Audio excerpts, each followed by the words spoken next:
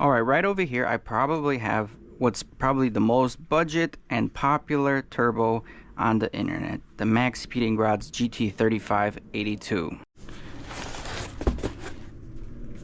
So right over here you have the journal bearing with the billet forged aluminum wheel GT3582 by MaXPeedingRods. So you might be asking yourself, well, wait, this is a GT3582, why do you need two of them? Well, no, it's nothing about going twin turbo. It's about getting the most premium package of the GT3582. So let's go ahead and unbox it and compare it to the previous lineup of MaXPeedingRods GT3582s.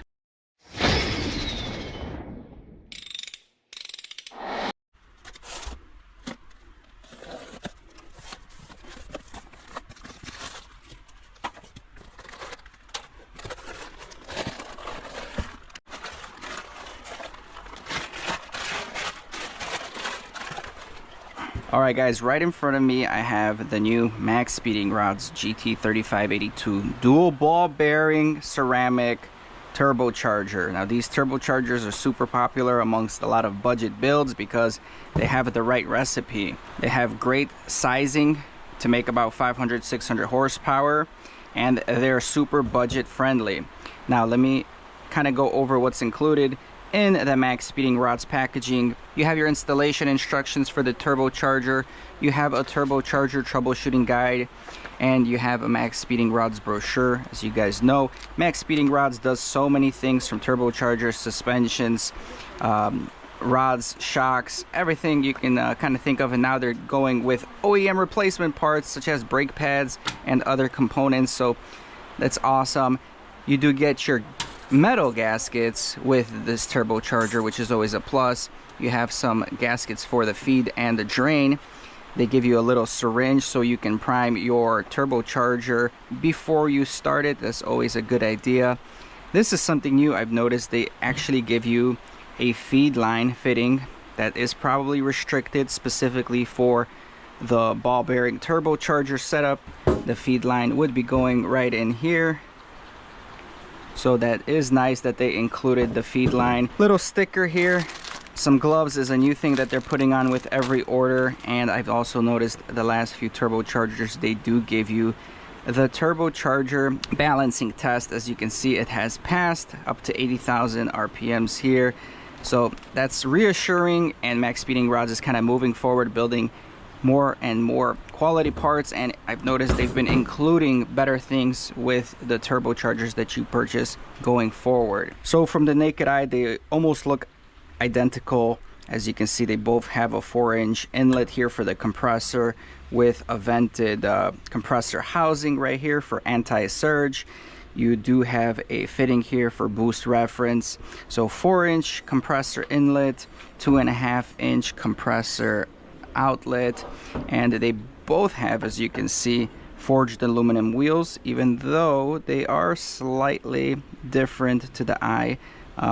The design is very similar. This one, obviously, you can see it's more orange looking, than this one looks more gold, and that's about it. They both serve a great function for reducing weight and spool time, and because of that weight savings, forged aluminum is always better than the cast wheels.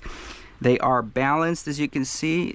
There is cutouts on the journal bearing one, and you can see a little cutout for the ball bearing one, which indicates that ball bearing balances a lot easier than the journal bearing. You need a lot more work to balance out the journal bearing because there's a lot more play in the journal bearing.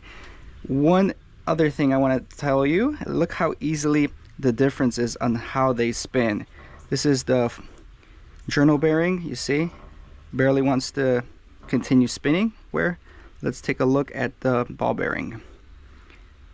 A lot easier, less friction, better spool up, quicker spool up because of the reduction in friction and how easily that wheel is going to be moving from the exhaust gases. So this is where your ball bearing, especially the dual ball bearing true turbochargers, outshine the journal bearing turbochargers. But the housings are both the same. This has a 0.7 AR compressor housing, which again, it's a good ratio for somebody looking for anywhere from 400 maxing it out around 600 horsepower as advertised by MaXPeedingRods. Now that we covered the compressor housings, which again summarized up pretty much identical other than the internal components of the turbocharger, you got the MaXPeedingRods logo. Let's move into the turbine side. Now this is a 0.63 turbine, which does give you a pretty good amount of spool, especially on a 4-cylinder, but it's not too soon and it's also not too laggy. It's almost like a perfect blend for someone looking for a good mid-range and a decent top end. So with the turbine side of these turbos, you do have a T3 flange and a 4-bolt exhaust housing.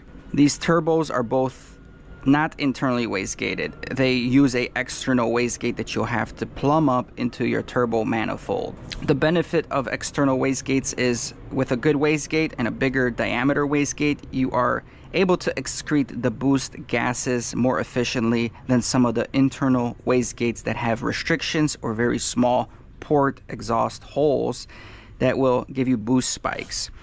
Other than that, these turbine housings are exactly the same, but for the biggest difference here is you can kind of see this one's a little bit darker, this one's a little bit lighter. Well, because the materials are different between journal bearing one and the ball bearing one is pretty significant, and that is the material used.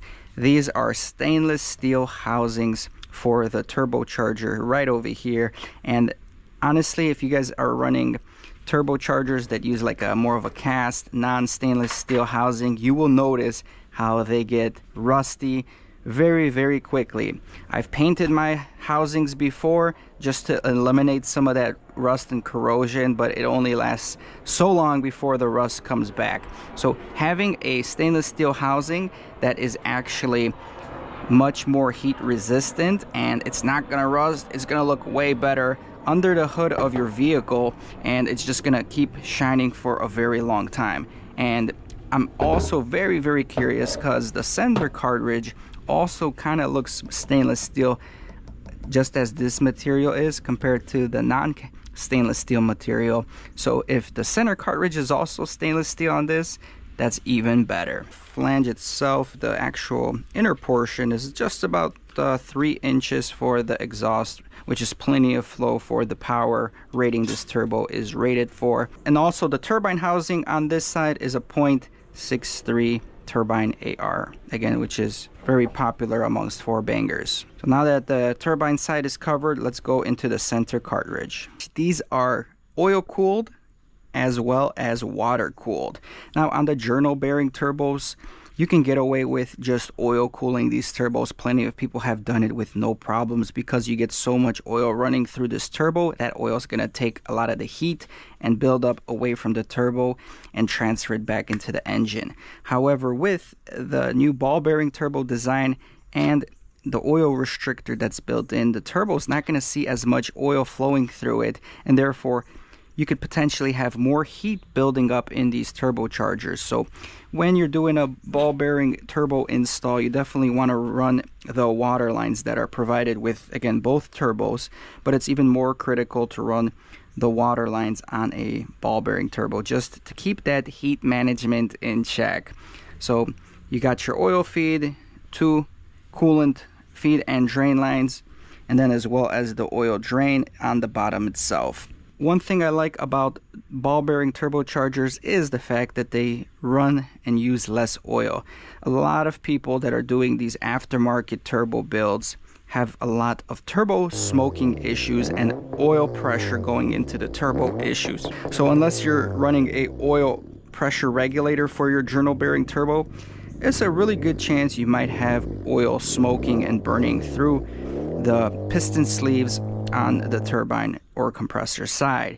So one good thing about the ball bearing turbo is once you have less oil going through it that you need, the chances of it overflowing the center cartridge and going through the piston seals into the turbine is greatly reduced, which I strongly suggest because, as you guys know, my Turbo Civic was smoking quite a bit a few times while I was getting it all in order. So this is a good little thing that you pay the price up front, but you don't have to diagnose the car for hours later on. So overall, guys, that is the summary of the GT3582. They do offer 3 versions of this turbo. We have 2 of them right over here, and they also offer an even cheaper version than this one, which is the GT3582 that doesn't come with the forged wheel. It just comes with the cast wheel. It's still a great budget option for those that are trying to get the best bang for the buck. But the GT3582, again, 3 turbos to choose from, same power level, minor differences among a bunch of them. Choose the turbo that best suits your needs. But if you guys are interested in the GT3582, go check out the link in the description and use my promo code to get a discount on these turbos. This is probably the best spinning ball bearing turbocharger that I've had to date, based on just how well that spins. So hopefully she does good in her home. If you guys have any questions, comments, drop those comments down below, and I'll be sure to answer them. I ain't here for the money, I ain't here for the fame. Though it might be nice to own a jet plane, I'ma do it all for you. Come along and see us.